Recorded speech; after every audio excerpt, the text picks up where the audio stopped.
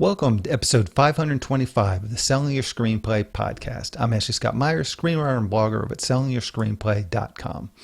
Today I am interviewing screenwriter, director, producer, and actor Derek Ting. He just completed a action film starring the great Chuck Norris and Marc, another 80s actors who you might remember from the iconic 80s film Beastmaster. Derek leans into this retro vibe with these actors and really created something that is an homage to the great action films from the 80s. This film is a sequel to some other features he's made, so we talk about that, how he was able to get the legendary actor Chuck Norris, and how this project came together for him. So stay tuned for that interview.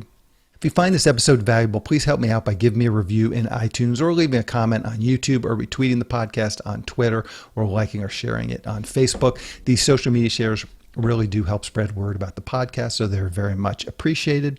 Any websites or links that I mentioned in the podcast can be found on my blog in the show notes. I also publish a transcript with every episode in case you'd rather read the show or look at something later on. You can find all the podcast show notes at www.sellingyourscreenplay.com/podcast, and then just look for episode number 525.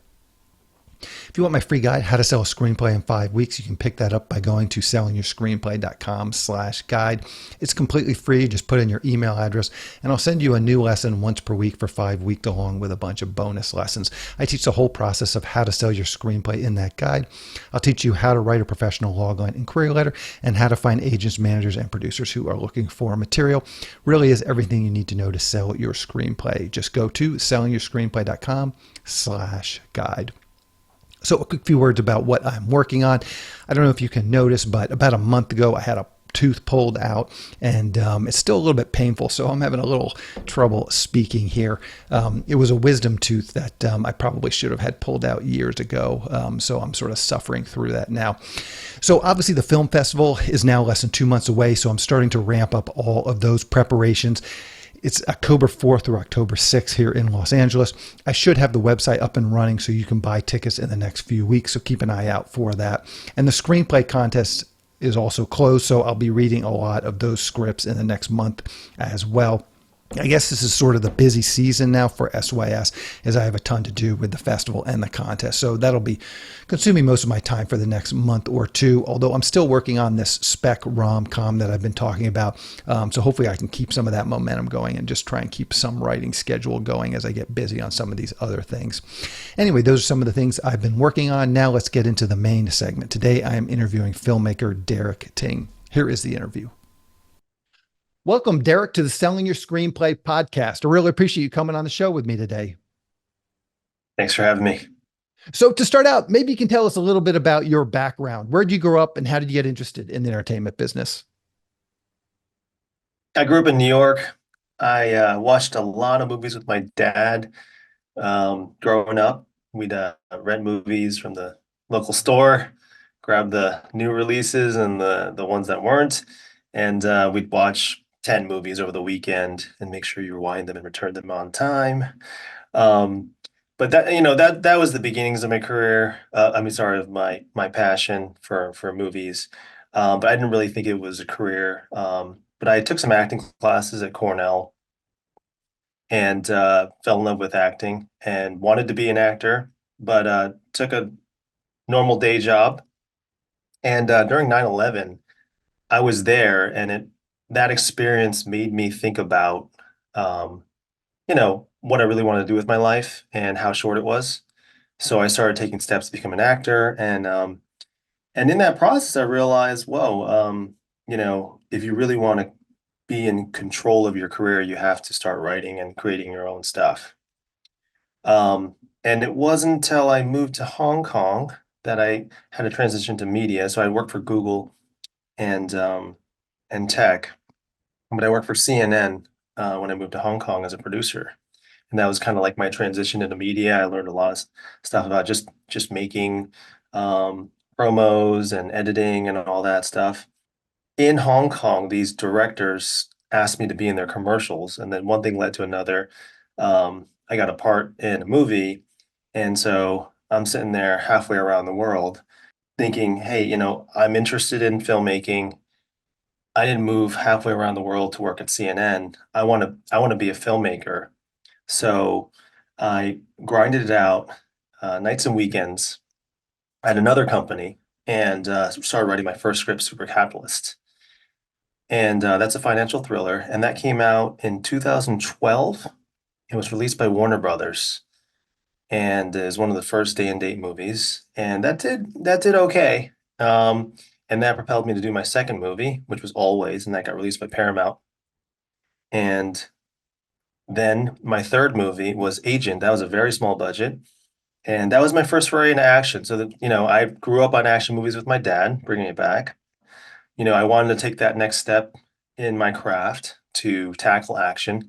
And I think action is a really tough genre to tackle because you're working with a stunt team and it's hard to make it look good and real. Um, but at that time, I went, when I was in LA, I pitched Action Factory, who's one of the top teams, and they have relationships with all the best stunt guys. And I made that movie with them. They were there to help me out and learn the ropes. And the movie did well enough to get onto Hulu. And from there, I built again towards a bigger budget, and and we did Agent Revelation, which is the sequel to the first Agent. And after making that movie, which was another really tough journey, he got onto Paramount and Showtime and got a what's called a pay one deal, which is like a cable TV deal, which is it's actually a big deal to get that if you've made a movie. And it was during the pandemic, so I think it probably could have got a theatrical, but um, obviously at that time no one was going to theaters.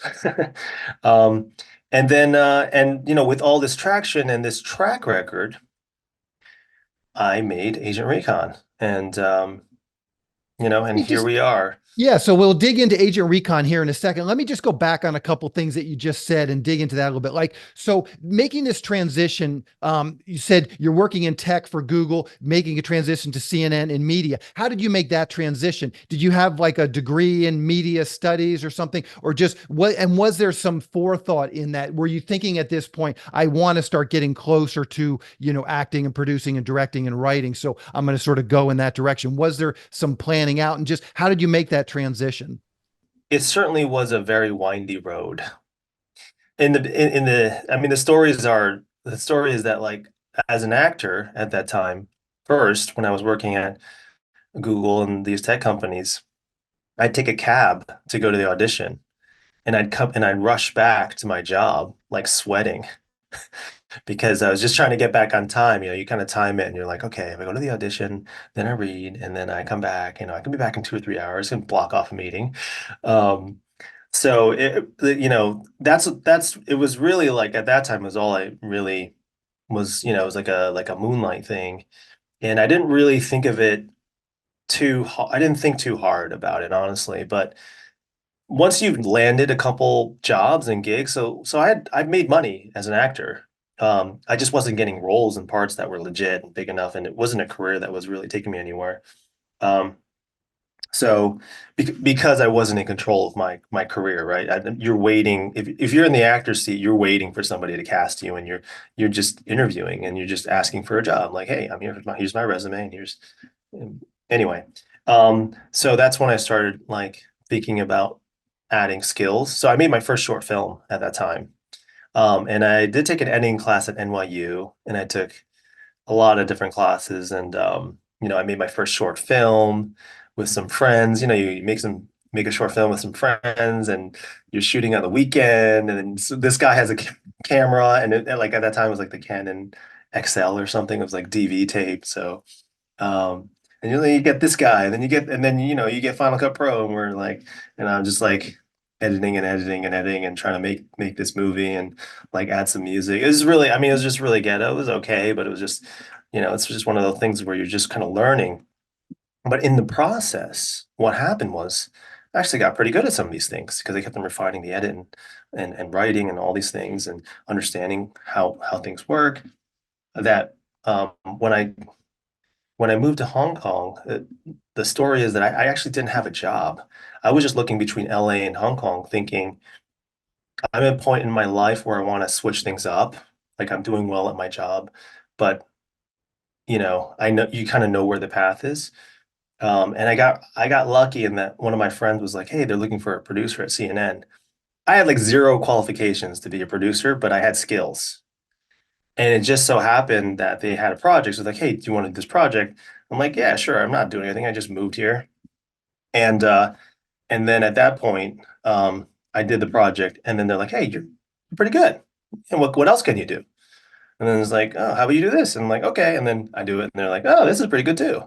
And the next thing you know, they're like, "Do you want to work full time as a producer?" I'm like, "Okay, yeah."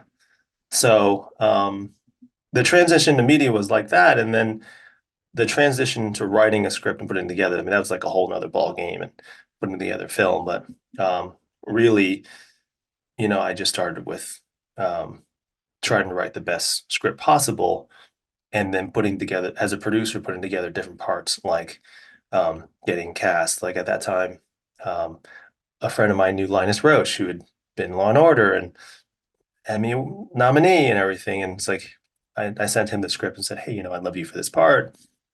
I'd pitch friends, I'd pitch everybody I knew and ask them for money. Like, "Hey, are you interested in like investing in my film?" So things like that. And that's essentially how I ended up putting together my first film. Um, Super capitalist, correct. Yeah. And, since we're talking about how things kind of come about, I went through such a journey trying to send it to all these different places and get it released.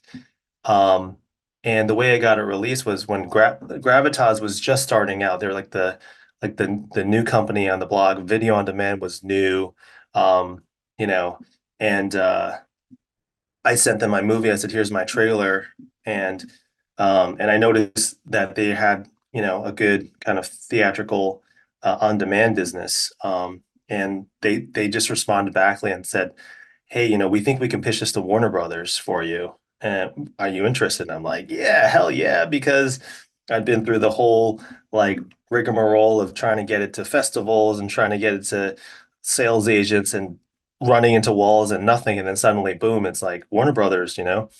And then,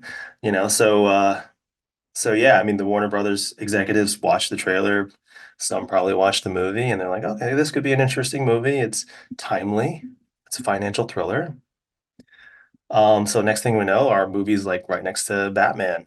It's like Batman. I think Batman Begins is one of the Batman films, and I'm just like, wow, that's really cool. Like my little indie movie is like in the So Warner Brothers catalog. as you're moving along in your career, you're taking on new tasks. Like it says, like you were saying, you just edited this short film and stuff. Once you start to make that leap to like a feature film, how do you just have the confidence to talk people in? You're talking about going to people that you know and saying, "Hey, do you want to kick in a bunch of money? I'm making this feature film. I've never done it before. I've never made any money with film." Like, how do you have just sort of, the confidence to go through and convince people to give you money and to believe in you that you're going to get it done? Well, I'll tell you, like in my writing ability, I had zero confidence because I was a B student in English, you know, um, and communication not very good, public speaking terrible, a lot of things.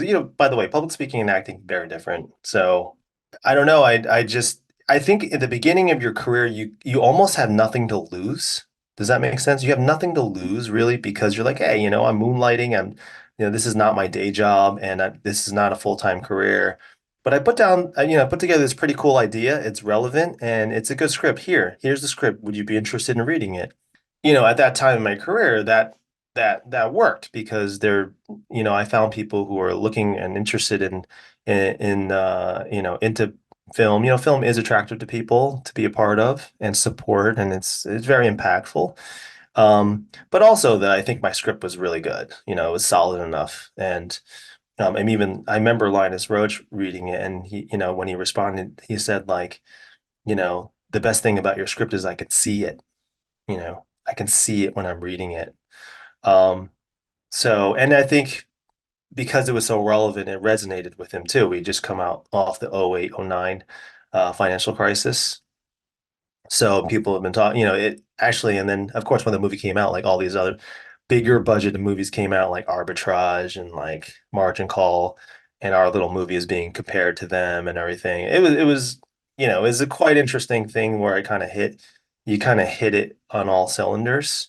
But the other part of it was that I actually started writing that script before the financial crisis, like around '07, and then it hit. So like I felt like this was an interesting time because interest rates were dropping like a rock, and people are just spending money left and right and throwing money here and there. And I was like, this can't last. But the lifestyle that these people are leading and the things that probably, and then of course Asia's growing, this, and I'm out in Hong Kong and China. I'm like, this has got to be a cool movie, that people haven't seen before. It's a different world. So I'm not sure if it's necessarily about confidence in myself, but I think it's confidence in the idea and sharing that with other people and testing that and seeing if that resonates with them. And the more people that you can resonate with that think, hey, you know what, that actually is a pretty good idea. And then finding the right person who can actually back you and do that, then that's how I've been able to gain confidence myself. So I'm providing this, I'm creating my skill is bringing me to somebody. And if my skills are terrible, then even if I got a great idea, I would probably fail and never get off the ground. But I'm able to close the gap with my skills. Yeah. Okay, so let's dig into your latest film, Agent Recon, starring Chuck Norris and Marc Singer. Maybe to start out, you can just give us a picture log line. What is this film all about? Agent Recon, I mean, Chuck Norris, character is Alistair. He's the commander of this secret alien organization, and he sends out a group of battle-hardened Marines led by Marc Singer. And I'm I come along for the ride, my character Jim Young, and we go on this recon mission to find this missing soldier. And when we go to this base, things go crazy, things go awry, and we just have to fight our way through. hmm So this is part of a trilogy, and maybe you can speak to that a little bit. Did one film lead to the others? Did you have sort of a grand master plan when you did the first one, that would lead up to this? Do you have more of them in the making? Christopher Nolan always talks about like when he made Batman, he wasn't thinking about the trilogy. He was just trying to make the best movie possible and looking at the genre and what type of movie he was selling and creating. And that's always been the case. And in my career, I've always looked for growth. And Agent was a lot of the elements came together. I found this really awesome location in the desert that I could film at, and I knew I could do it self-contained. And I wanted to do action, and so and there was an investor who saw my last movie and is like, whatever next movie you're gonna do, like I want to be a part of that. I want to invest in your next movie, whatever it is. So, there's this timeline. And then I had other investors who were like, okay, cool, like I liked your first two movies. What else do you want to do on your third? So, but I was very careful about like what that would be, and I wanted to launch it very quickly. So I did it with a very small budget because it's shot out in the desert, and that one did well enough to propel me to part two.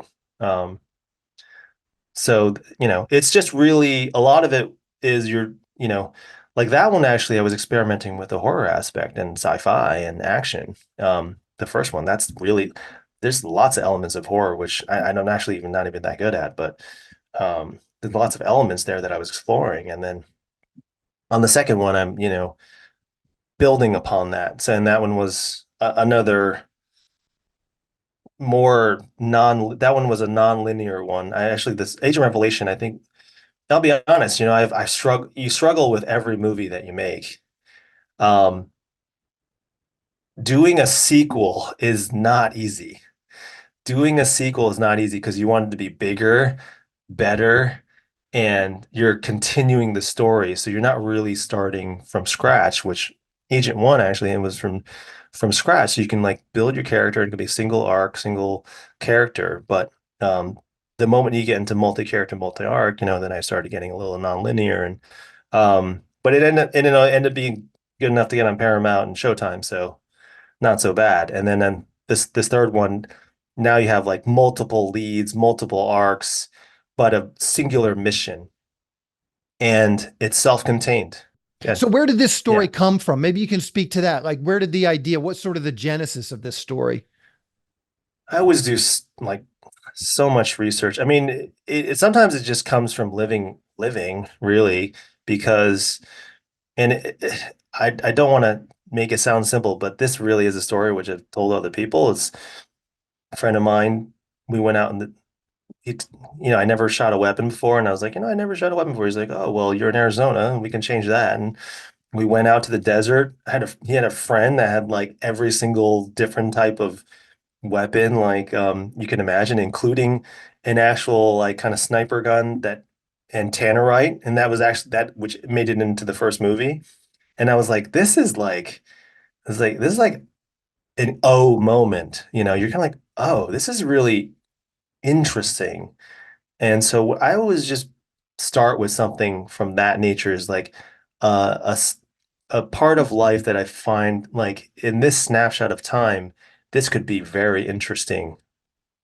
And that was the same thing with Super Capitalist. Um, I had a lot of friends that were in the financial industry and they were leading insane lives, spending money like water. And I was like, this is going to end somehow. This is not going to end very well, but that segment of time is something that I want to capture. So it's always kind of been like that of where it started. But then I do tons of research, like to understand like the financial world. People think I'm a banker, probably because I'm Asian. People think I'm a banker. That I'm like good with numbers. And by the way, I am good with numbers. But but I had to read a lot of books and watch a lot of movies to really understand the lingo and then understand like how to make the plot intricate enough for bankers. And the same thing with this, I researched the Anunnaki, I researched the Dulce Bays, which I thought was really interesting.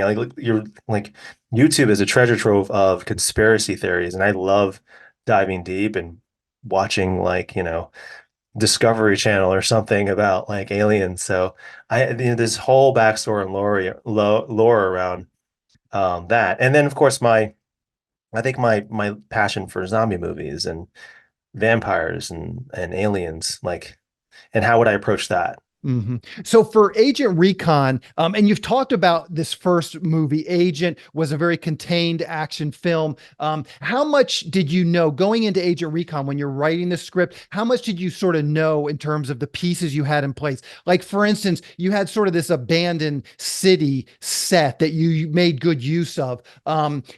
Having Marc Singer and Chuck Norris. I mean, the role for Chuck Norris was perfectly suited to him. He's obviously a little on the old side. He's this iconic figure.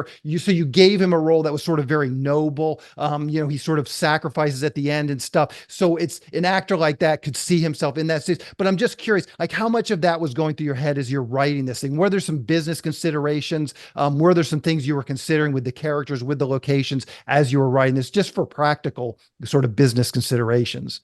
Well, I wrote this towards the end of the pandemic, and I think as a filmmaker, I really thought about, okay, what type of movies do I want to make and who do I want to be? Um, and I, of course, the 80s and 90s was an amazing time, but I didn't just like base or study any old movie in the 80s and 90s. I studied the best. For example, like Jim Cameron's Aliens is one of my favorite movies, and that's a sequel to Alien, and it's completely different. It's a completely different genre. But the premise is very simple and similar to this one, which is a group of hardened Marines go to this base and they encounter something unexpected, and then it goes crazy from there. And the behavior of these characters, which is really interesting, that's one of the things that I really loved about this movie.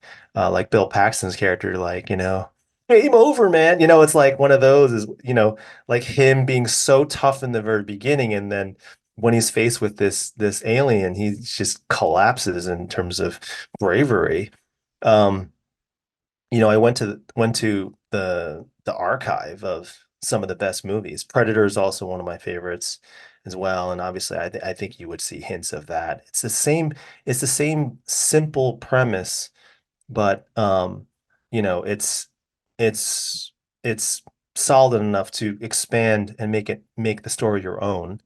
Um, and so I don't think I wasn't really trying to say I'm writing a part for Mr. Norris or Marc Singer. I was trying to write a compelling character that has an arc and that would attract an actor of that magnitude. Now, I did not expect that someone like Chuck Norris would come back after 12 years and support my movie. That was a blessing. It was a gift. It was a miracle.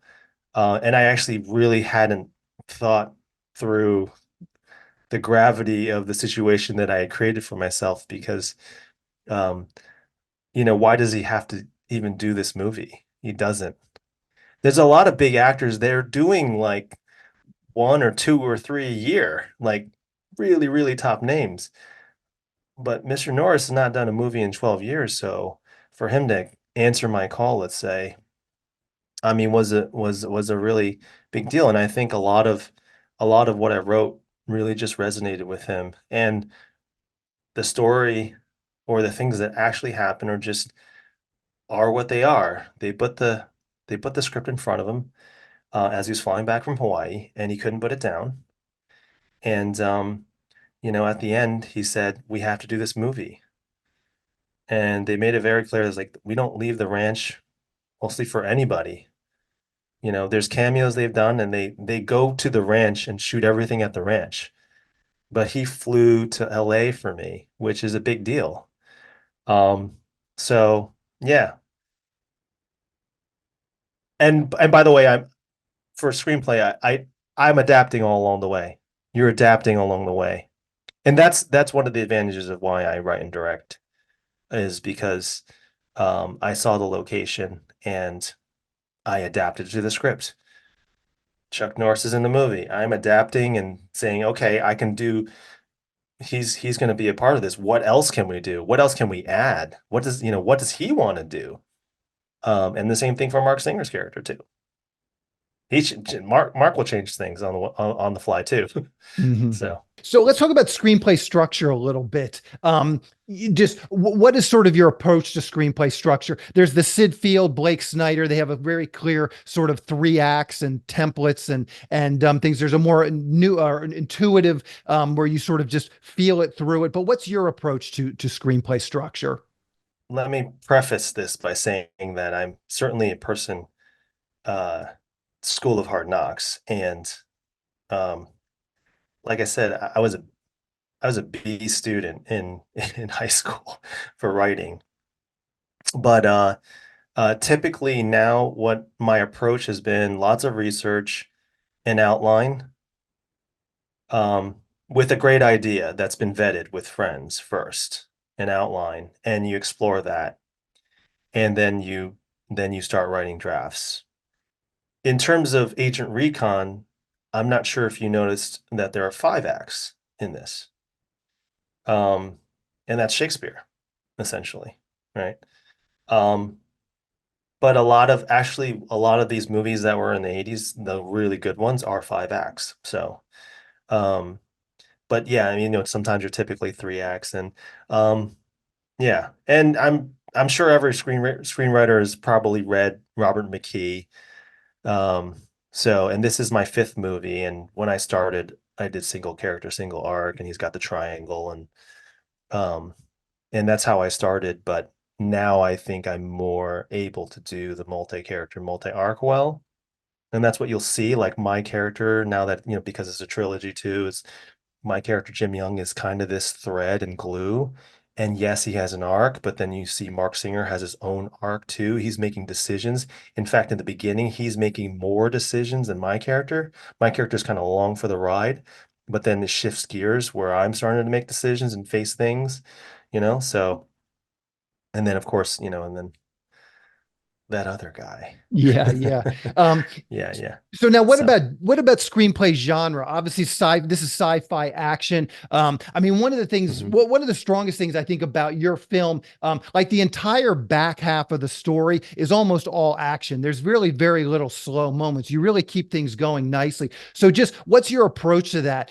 Like just in terms of like screenwriting, like we always hear these things like an action film has to have an action piece, every 10 pages. There's sort of this dogmatic way of approaching these things. Maybe you can just speak to that a little bit. What's your approach? How do you look at it? Are you ever counting pages? It's just more intuitive. I mean, as I said, for you, it almost seemed like you pretty much, once the story kind of got going, it was almost all action pretty much from then to the end. But just what's your approach in terms of action and how you do it?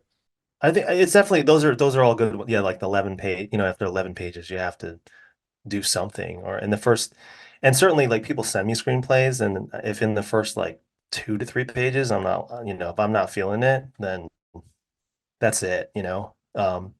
So, um, and sorry, George Orwell, is it right? The Orson Scott Wells. Sorry, the filmmaker who did the thriller Rosebud. Help me out Yeah, here. yeah. Citizen Kane. Yeah, yeah. Orson Citizen Welles. Kane, Yeah, yeah. right? Orson Welles. With Yeah, the Rose Orson Welles. Thank yeah. you. I wanted to get that right for your listeners. Um, I typically start that way with that. Like in this case though, it wasn't forward in time. It's just like a sort of an inciting moment, and you have to place where that is. No problem at all. So, no, I think that kind of answers the question. So, let's talk a little bit about exposition, your approach to exposition. In this particular film, you opened with some voiceover. You had a lot of story to kind of get out there. This whole Mm, idea of mhm. an infection, it's turning some people sort of into these alien zombies. Your main character was infected, but it gave him superpowers as opposed to things. So there was quite a bit of sort of just exposition you had to get out. You chose to just do a voiceover things. Typically, screenwriting 101, they tell you to avoid voiceover. So maybe you can speak to that a little bit. Like, what's your approach to that? Why did you go with this things? And when do you think it's okay to use something like exposition to just sort of get some of that nuts and bolts out of the way for the audience? Yeah, not to spoil it, but yeah, there, to really catch people up, there's a voiceover. Uh, George Lucas took the crawl, so that was out, right? I couldn't do that. Um, but that one came from experimentation, honestly, because I was thinking about, oh, maybe Marc Singer could do this. So this is like after and post, um, the whole like prologue. Like was like, oh, we need this, and then I was thinking like, who should really say it? And the natural thing you could do is like ask Chuck Norris to do it, and it would be cool, right? But then it wouldn't really add, who should be really voicing this narrative is Jim. Um, so I did pen that afterwards. There's in fact, like honestly, there were a lot of lines that I cut, and like some of the dialogue is just really good, but I think, when you're working in film, it looks and reads great on paper, and it really helpful for the actor to visualize what you're writing. But then ultimately, when you're making the film, like you have to be very just cutthroat about like whether this is actually, slowing the story down, or is this working and effective? So a lot of that stuff changes in the edit, and you're doing a lot of rewriting as well. So it's really an anything goes. Um, I'll just kind of like making an analogy from the acting perspective, because there's one actor, Jason Scott Jenkins, he's a big guy, and he's actually, he's pretty talented, but he said, when he was working, he's like, oh, I'm trying to give you some options when and I said, my approach is I just want the best one, you know, I just want the best.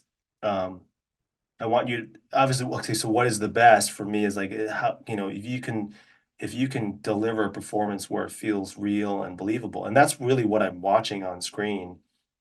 And then of course appropriate. So that as the director, I'm like, is this appropriate for where we are? And does this, in time, with knowing what happened before and what happened after. Like that's like really what it is you're striving for the best. You're not striving to um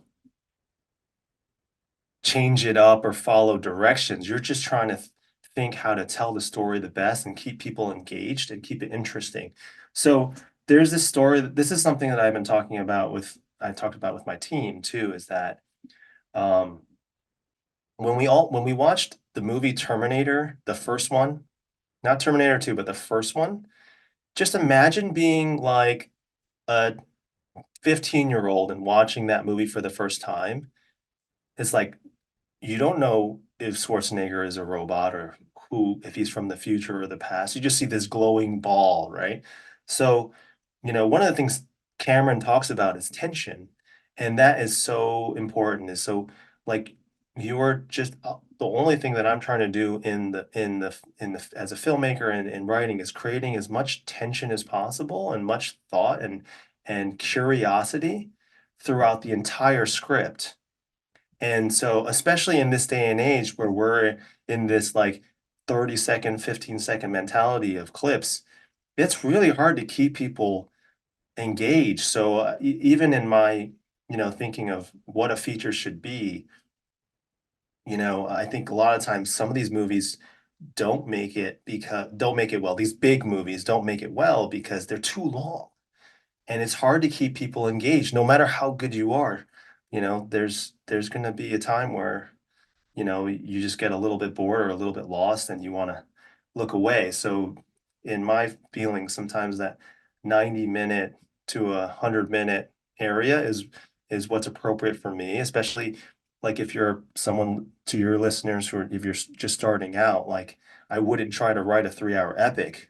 Don't like write something that's super engaging um, in 90 to 100 minutes. Write 110 so that you can like then trim it down. But like that's ultimately like the task nowadays, which is it's harder. It's so much harder to do because there's a lot out there to compete with. Yeah, yeah, that's sound advice. I hope people really listen to that. So let's talk about your writing process a little bit. Where do you typically write? Do you have a home office? Do you need the ambient noise? You go to Starbucks, you can crank out some pages there. And when do you typically write? Are you a morning person, night person, middle of the night? Just what does your writing schedule look like when you're getting a script ready and trying to get it done? I mean, the answer is whenever I can, you know. I remember a Soho House. So I went, I'd go there sometimes. I'd just schedule one day. Sometimes it's one day, maybe like during the whole week, you're kind of researching and thinking about, and it's like kind of in the back of your mind processing, and then you're spewing out and just focused for that day.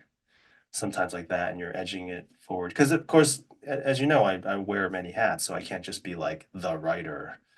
Um, so a lot of times it's like that, is just finding a time and a space. Coffee always helps, you know. I gotta say that whenever I have a tall Starbucks, I'm like, it all comes together. It's probably not always the best, but it does work. So And things like that. But how much time do you spend doing the research versus how much time do you spend then outlining, and then how much time do you spend actually in final draft cranking out script pages? Just so we get a sort of a sense of your process. I'm always working. I'm always turned on in terms of like it's almost kind of bad. It's like can't even like relax because I'll be doing something. Even when I'm relaxing, I'm thinking and working. So does that make sense? I mean, it's just all the time I'm thinking about once you fix onto something, it's very hard to let it go. And then you're kind of on this journey to at least finish it out and solve and like because a lot of I mean, one of the things I think things that people have challenges, they can start off the movie well and they can have an idea, but how do you finish it? How do you end it? That third act, or in my case, like 3, 4, and 5, that's actually pretty hard to get to.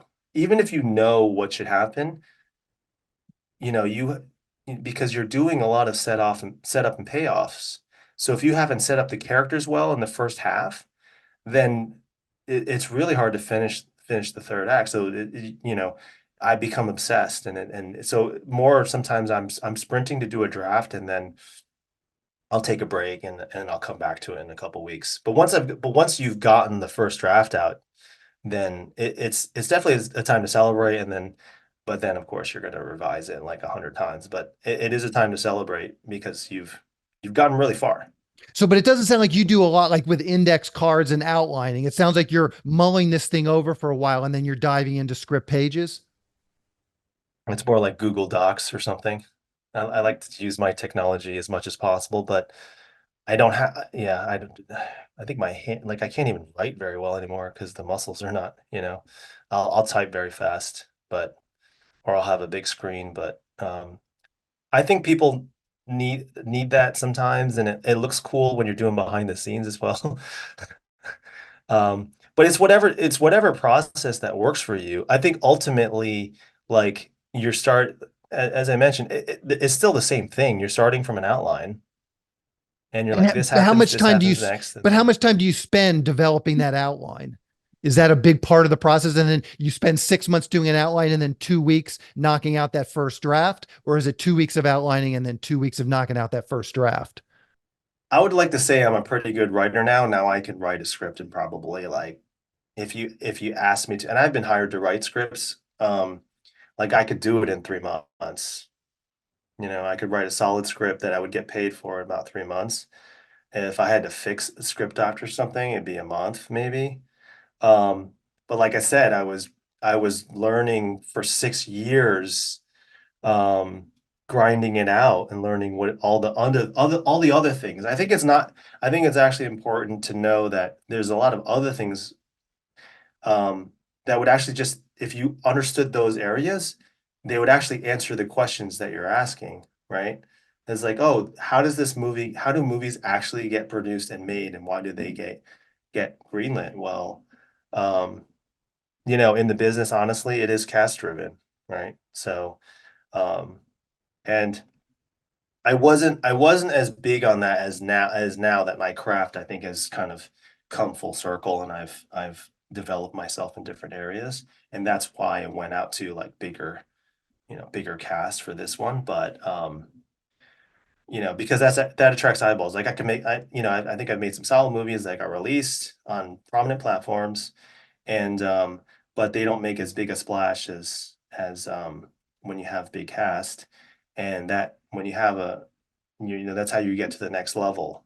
So one of the things I talk about actually, because I think that's really ultimately what you're asking is like, how do I get this? How do I get this? How do I get that? And because that's actually really hard. And um, for the longest time, I thought it was just, oh, if I know this person or I know that person or I can do this or and I could say, oh, I wish, if I were rich, then it'd be easier, blah, blah, blah, like all these different excuses and reasons. But the truth is like after so much just sweat and tears and crying and wanting to give up, the next level is just because you got better. Hmm. Let's talk about your development process a little bit.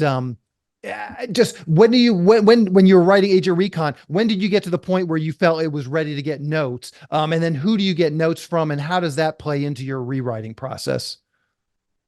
So if you look at my career, like I made a movie and released it every 2 years, and that was on purpose because a lot of big filmmakers could make something big and it comes out and you heard about it and then they don't make another movie for like 7 or 8 years. And I think that's dangerous because you're just not gonna improve very fast. Um, so Agent Revelation came out 2021. I actually wrote the follow-up script to this after that already.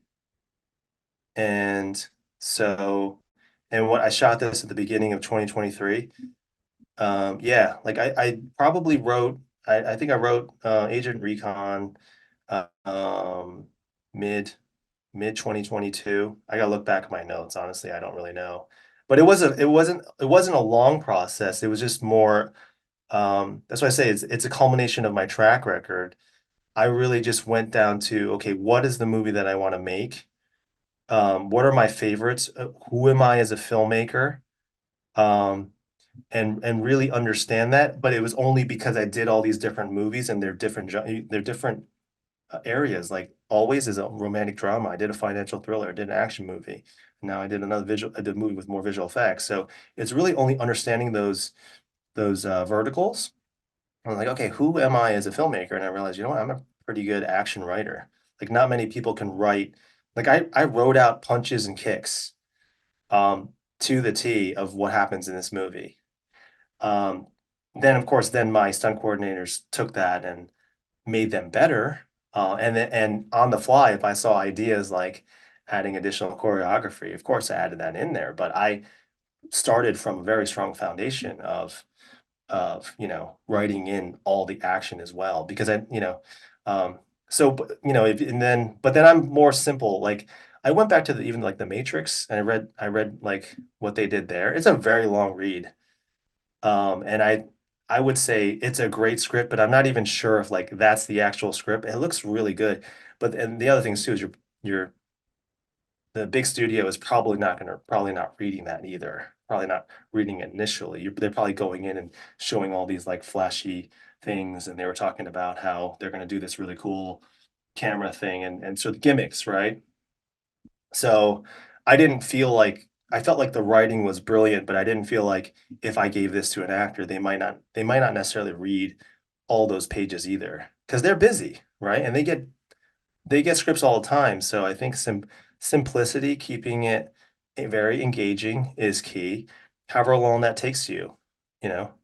And like for my process, my recommendations is sometimes you don't even write the descriptions in right away.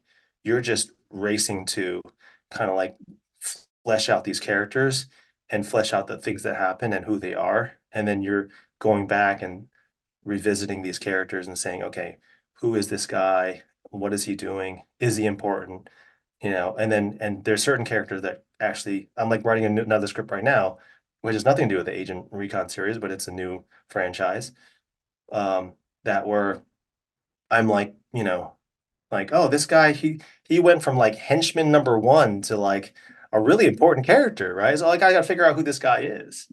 Um, so I think of that as logical, but I don't know. I'm not. That's why I said I'm not the person who's like followed this structured path.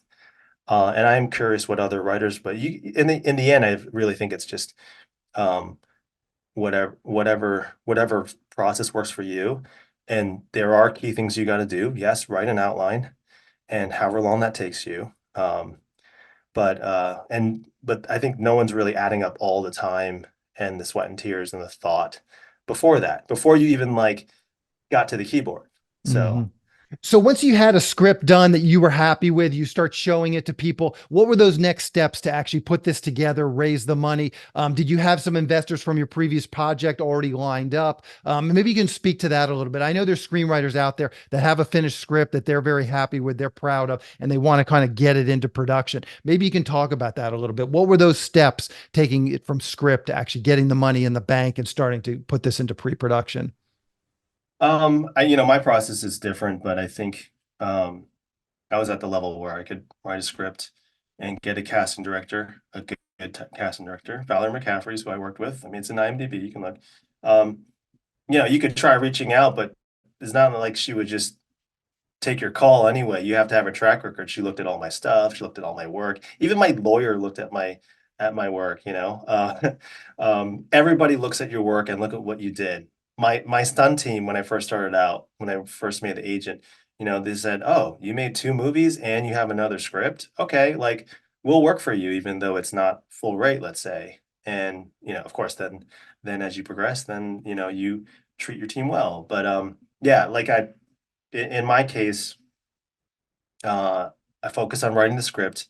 If you're a writer, I think these days, like it's really important that you hold on to your script and make it as good as possible and don't wait for someone to pay you to write it because that is like a lottery and that just almost never happens unless um I don't even know of the instance. I'm sure there's a story where someone did, but I don't know anyone who's doing that. So, you just have to write a really good script. But at the same time, it's like, why are you writing that script? And who is this for? Like, if a lot of people that maybe they're writing the story that their life story or a story that happened to them, and it sounds like a really good story, but to an executive. So on this movie, I had executives to answer to. They may not care, and to audiences out there, it may not be wide enough or interesting enough for them to take it on. So, you know, um, it really was that cast and director, get it to the write the best script possible, cast and director, and then get the right cast for your movie, and then take it from there. Work with a good producer. I'm thinking about consulting. I haven't put it out there. I'll put it into the ether though. I'm thinking about maybe I should consult because I actually did get the California Film and Tax Credit as a producer as well. I'm like one of the few indie producers who did that. Um, but there's tons of good producers out there that have done a lot of movies. And if you really truly have an awesome script that I think has an audience, then um, then it actually could be very fast for you. Now It you could be met. very fast. Yeah, and you've mentioned a couple times how cast-driven films like this are.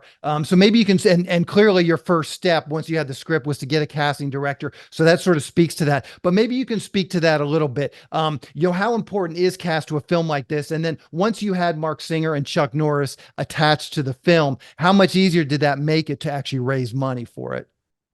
Well, I mean, once I got Chuck Norris, that was it. It was already like, you know, um, but it took me, I mean, it took a while to figure out who was right and how would it work. And then I was pushing other things along, like I said, the tax credit and shooting in California and figuring out like how that would, how and where and locations, like you said, like I scout. So yeah, if someone's out, if you want to write a movie, like fine, and you want to make it on any term, right? Like you want to make if you have a movie, for example, that you're like, um, even if the biggest people turn it down, I could still make it with my like iPhone. Then you kind of need a location. You kind of need a place to shoot.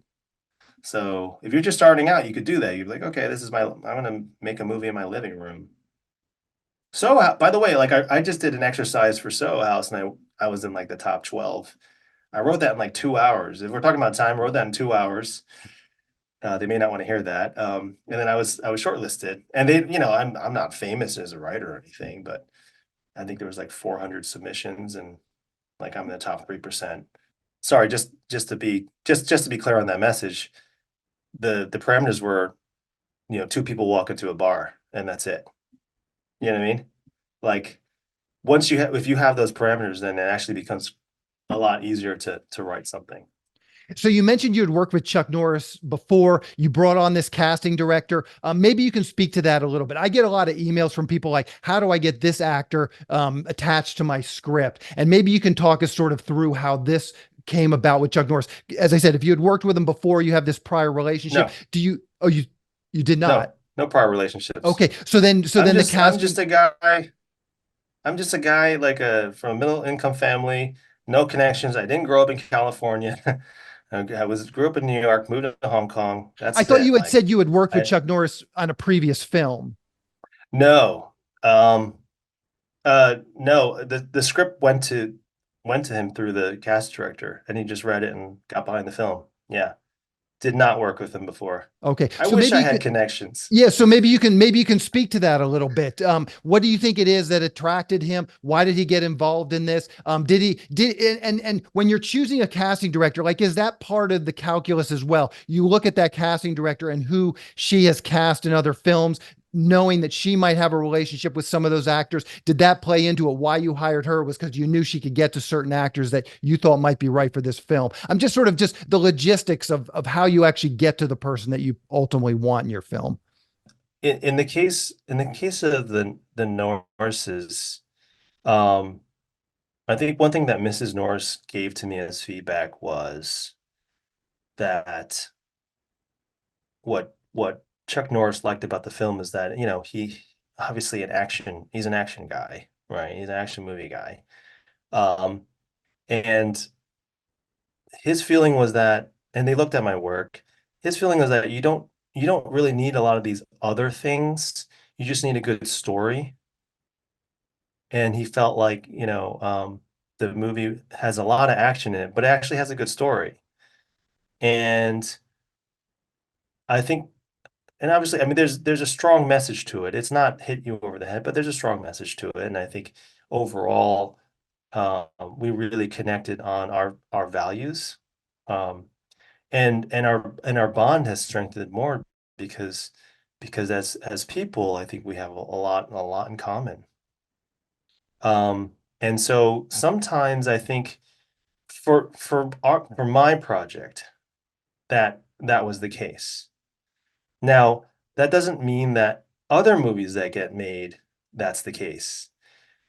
Other movies that get made, well, a lot of times, um, it really just comes down to the money and the vehicle, a vehicle, some actors are looking for a vehicle, and that might be an action vehicle, it might be, and they're hopping onto trends. As I've said this before, it's just my opinion, but like, for example, with John Wick, um, there's been so many different movies, action movies with big name actors, and it's just an action story, and it may not even be a good story, but it's an action story. Or remember when Liam Neeson did Taken, and then suddenly, like, if you have shaky camera, you can make an actor in his 60s um, look good. By the way, when you watch this movie, you will see that the action is very clear. I actually slow things down for people to see Chuck Norris in action because that's what the audience deserves. Um, but so that, it depends on what type of filmmaker you want to be and why you're in the business, because and I know that it's super hard, and it's just super hard. So if you're not willing to like schlep through mud and rain and cold and of not just real weather conditions that I shot in my movie, but in sort of just life, then don't get into it. Don't bother. Yeah, Do it as a yeah, hobby. Write a script and yeah, see what happens. Put it yeah. on blacklist. See. So, Derek, I appreciate all your time today. This has been fantastic, spending an hour with me. I like to wrap up the interviews just by asking the guests if there's anything you've seen recently, HBO, Hulu, Netflix, anything you've been watching recently that you can recommend to our mostly screenwriting audience. That I can recommend. It's tough. I actually, honestly, with these days with the streaming, I actually find it hard to find things to get into that I can get excited about. I mean, I did watch Roadhouse because I was curious. I'm not sure if I can recommend that movie, honestly. I don't know what to tell you, ladies and gentlemen. No, Um, yeah, no worries. How can people see Agent but How can people see but Agent Recon? What's the release schedule going to be like for that? wait, I mean, okay, I do want to be very clear. I do watch a lot. I watch a lot. I mean, I'm based in Hong Kong too. I watch a lot of Hong Kong cinema. Actually, a lot of Asian cinema is really good. That's probably why Squid Game is so popular. But guess what, guys? Like they've been doing that for years. Hong Kong cinema, the same thing. I think there's one with Sammo Hung right now, actually, that's an action movie that I hear is really good. I think I'm gonna check it out. It's like the Twilight of the something. Someone out there just correct me and tell me what it is. But I'm actually interested in seeing that. I'm interested in seeing like Godzilla -1. It just ended up on Netflix. I wanted to see that. Um, but in terms of filmmakers, by the way, I think Matt Reeves is someone you want to look at. Um, I think his name is not as big as Nolan.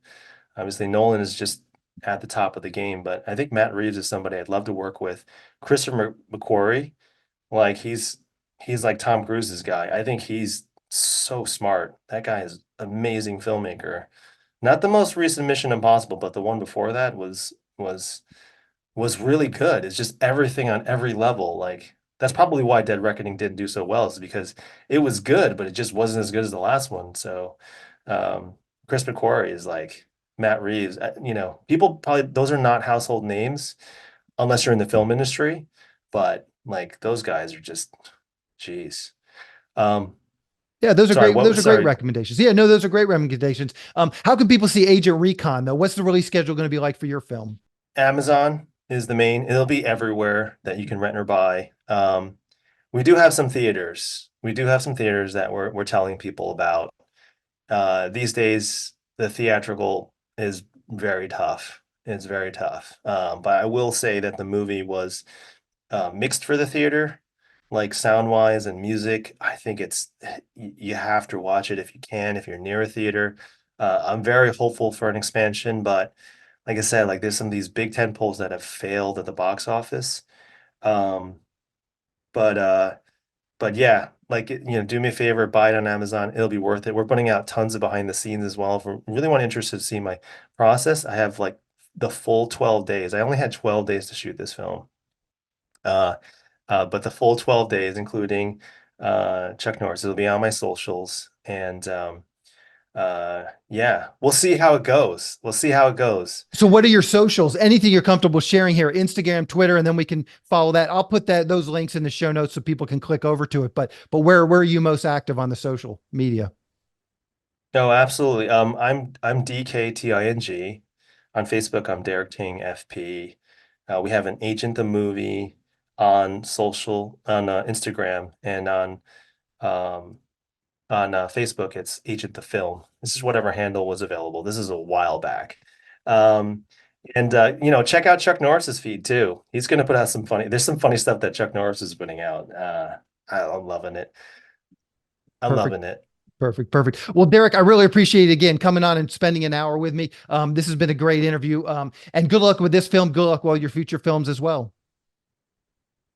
Thank you. If there's anything I can do, um, if there's anything I can do to help people out there to help them write their screenplay, don't get me wrong. I just want people to know how it is really super difficult having gone through Mhm. it. Yeah. Yeah. But if you love it and you got a good idea, just just go and just write it in Word if you have to. Hmm. I wouldn't Yeah. recommend that. I would recommend writing in Final Draft and not Yeah. not have to correct this damn grammatical errors, but I would say, go out there and write it. Hmm. Yeah. Yeah. It'll So be fun. great advice. So Derek, again, thank you very much. Thank you. Thank you. Hey, it was great meeting you and Hey, great you too. chatting with you. Great Hey, questions. Thank you you so too. much. Well, thank you. We'll talk to you later. Bye. Okay, yeah. A quick plug for the SYS Screenwriting Analysis Service. It's a really economical way to get a high quality professional evaluation on your screenplay. When you buy our 3-pack, you get evaluations at just $67 per script for feature films and just $55 for teleplays. All the readers have professional experience reading for studios, production companies, contests, and agencies. You can read a short bio on each reader on our website, and you can pick the reader who you think is the best fit for your script.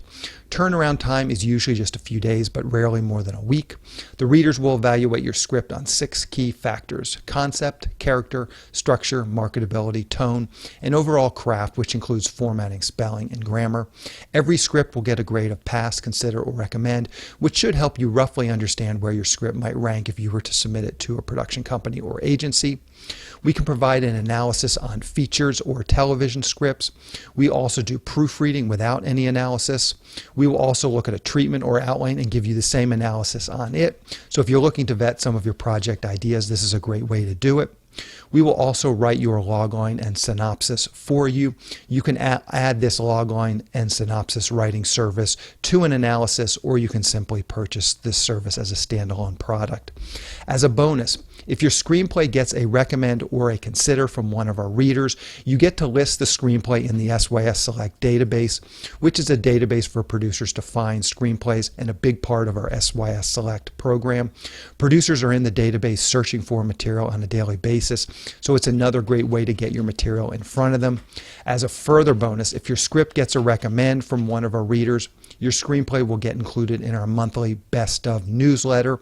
Each month we send out a newsletter that highlights the best screenplays that have come through our script analysis service. This is a monthly newsletter that goes out to our list of over 400 producers who are actively looking for material. So again, this is another great way to get your material out there. So if you want a professional evaluation, of your screenplay at a very reasonable price, check out www.sellingyourscreenplay.com/consultants. Again, that's sellingyourscreenplay.com/consultants. On the next episode of the podcast, I'm going to be interviewing one of the filmmakers for the film festival, but we haven't made those selections yet, so I'm not exactly sure who that interview will be with. Anyway, that is our show, so keep an eye out for the episode next month. It will publish the first Monday of September, which is September 2nd. And of course, if you live in LA, consider coming to the film festival again, which is October 4th through October 6th. I'll send out an announcement once I have the website up and people can start buying tickets, but for sure I'll have that done by the end of August. That's the show. Thank you for listening.